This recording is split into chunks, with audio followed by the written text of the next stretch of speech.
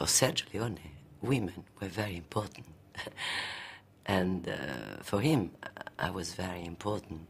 Everything was around her, or around Jill. Perché fra i tanti film che io ho girato non ho trovato molti registi che amassero gli attori. Il regista vuole essere sempre lui, il despota, il padrone.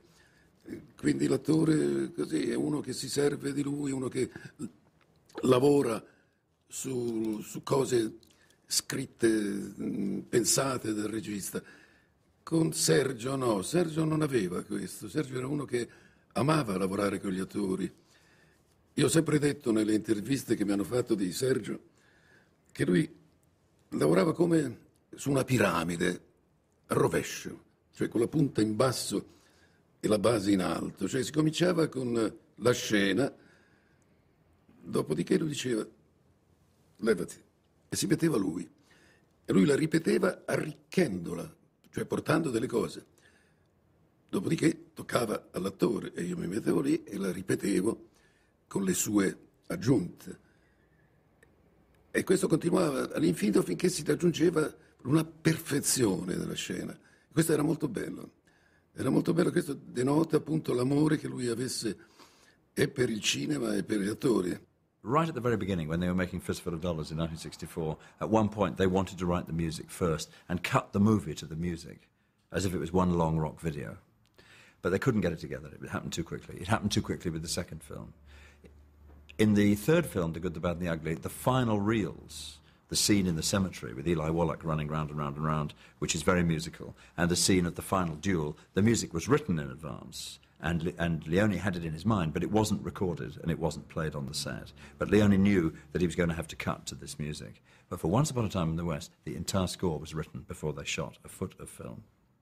And the first thing he wrote with Morricone was the Jill song. Beautiful. Of course, I remember also harmonica, Brunson, fantastic. I think Ennio Morricone and Sergio Leone had an incredible partnership in his westerns, going back to the first. And I think that came to a culmination in Once Upon a Time in the West. Before, there would be a dozen different themes in For a Few Dollars More, a lot of themes in The Good, the Bad and the Ugly. In Once Upon a Time in the West, there's really only about 4 different pieces of music, each one related to a different character.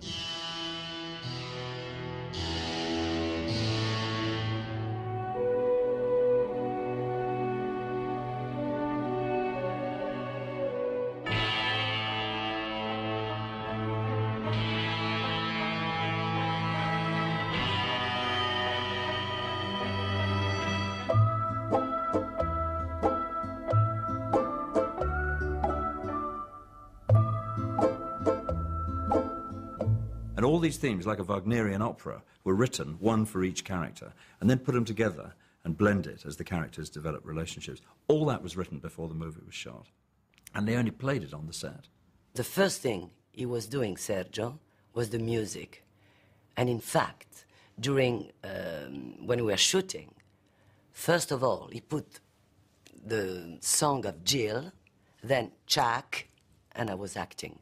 But the music was always there during all the movie. There's moments in this film where the interplay of music and image is so complete that it's almost uncanny.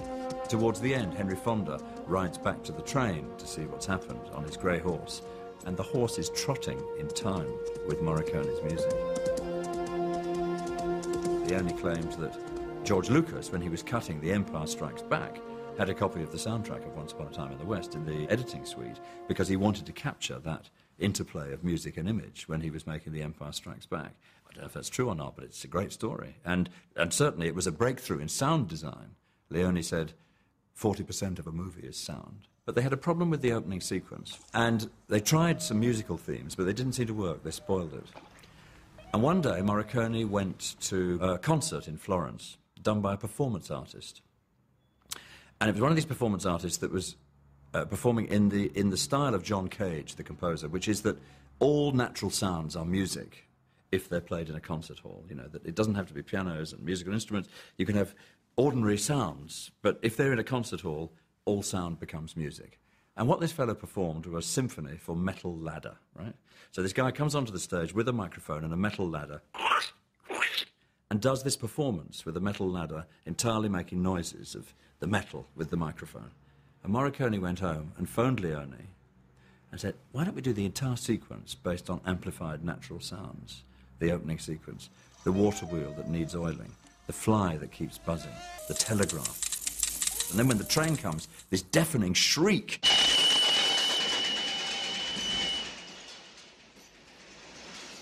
We were writing, it was early 67.